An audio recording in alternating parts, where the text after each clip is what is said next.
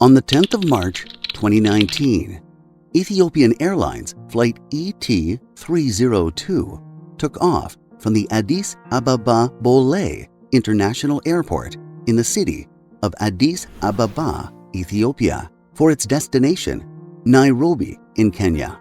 But just 6 minutes later, it crashed, killing all 157 people on board, belonging to 35 different nationalities. Very soon, comparisons began to be made with an earlier crash that had happened just 5 months before. In October 2018, Indonesian low-cost airline Lion Air's plane flying from Jakarta to Pangkalpinang had crashed into the Java Sea just 12 minutes into its flight, killing all 189 people on board. Upon initial examination, both of these air accidents had some discomforting similarities between them.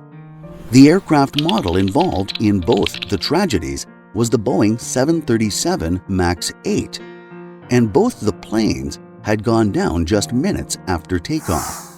It raised fears that something was indeed wrong with the Boeing 737 MAX 8, and within days of the second crash, countries across the world banned the MAX 8 and all other MAX series planes from flying. At present, more than 50 countries have grounded them. Major countries to do so include Ethiopia, Indonesia, USA, Canada, China, India, Australia, the European Union nations, Brazil, and Argentina. There seems to be something seriously wrong with the MAX 8. So, what do we know about the Boeing 737 MAX 8?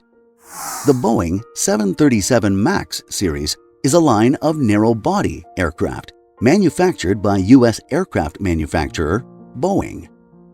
The first delivery of the MAX 8 plane was done in May 2017 to Malindo Air of Malaysia. This clearly shows that the aircraft variant was completely new, incorporating some of the most advanced technology and design. Subsequently, more variants were launched, such as the MAX 7, MAX 9, and MAX 10. The MAX 9 and 10 could fly over longer distances and carry more passengers. The MAX series became instantly popular, and Boeing received more than 4,500 orders from operators across the globe, making it the fastest-selling aircraft in Boeing's long history. The 737 MAX 8 was designed as an improvement over the earlier Boeing 737 Next Generation models, which we commonly know as the 737-700, 737-800, and 737-900. While the MAX 8 was to replace the 737-800, the other MAX variants were to replace the other NG models. Unlike the early models, the MAX 8 had the more advanced CFM International LEAP 1B engines, which were placed a bit further forward and higher in relation to the plane's wing. This had the potential of destabilizing the plane and creating a stall during times of a higher angle of attack, or in other words, at times when the plane is climbing at a higher angle. As a solution to this problem, Boeing designed a safety feature known as the Maneuvering Characteristics Augmentation System, or MCAS.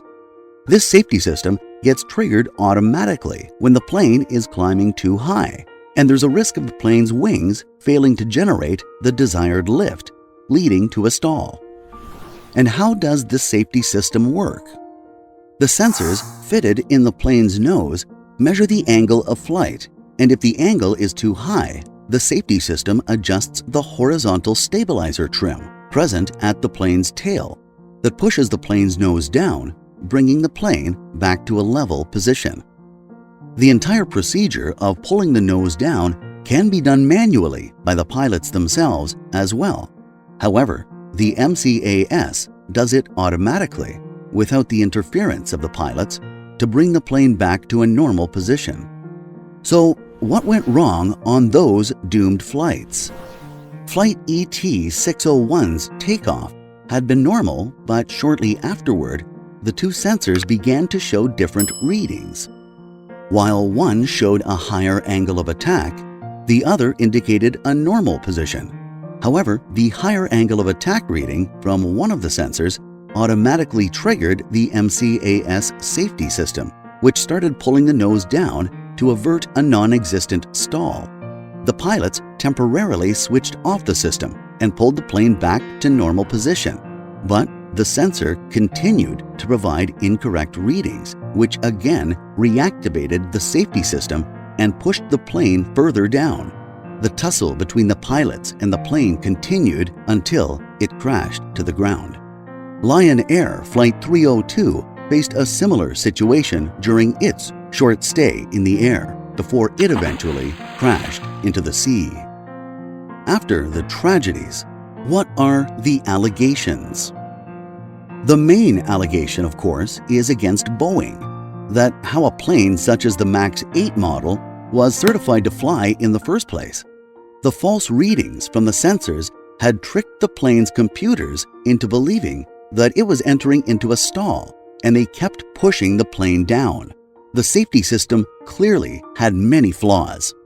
Questions have also been asked about whether the pilots were provided with all the necessary operational instructions to fly the new MAX 8 planes, including instructions to correctly handle the MCAS safety system.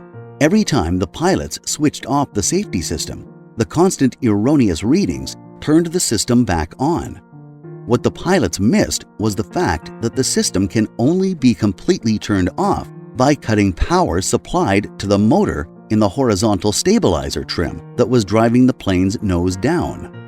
So was it the pilots' negligence, or did they lack sufficient information? What's even more intriguing is that the same Lion Air plane that crashed had on the night before flown from Bali to Jakarta and experienced the same problem, but an additional third pilot present in the cockpit had correctly diagnosed the issue and solved it by cutting power to the trim. Another major accusation against Boeing is that although the MAX 8 planes were equipped with the MCAS system, two additional safety features were kept as optional elements and not included as standard safety features.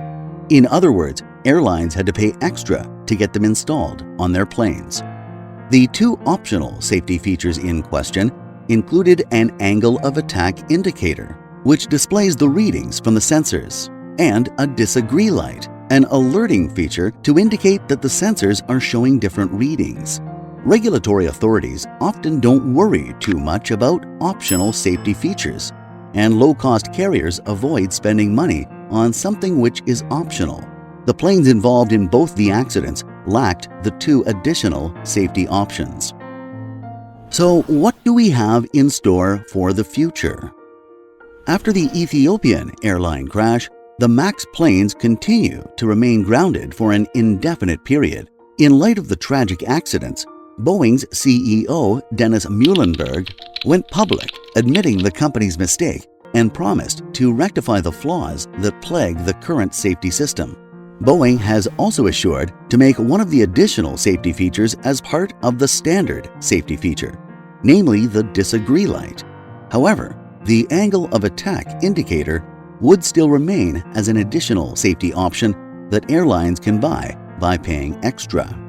While Boeing hoped that the MAX planes would take to the sky soon, it suffered another setback as the Federal Aviation Administration recently found another issue with the model. However, the regulator did not specify exactly what the new flaw is. If one can take any positives for the future from these tragic accidents, it is that the aircraft manufacturers would ensure more transparency in the future and provide all the necessary operational instructions and guidelines in full detail to avert any possibility of disaster striking again.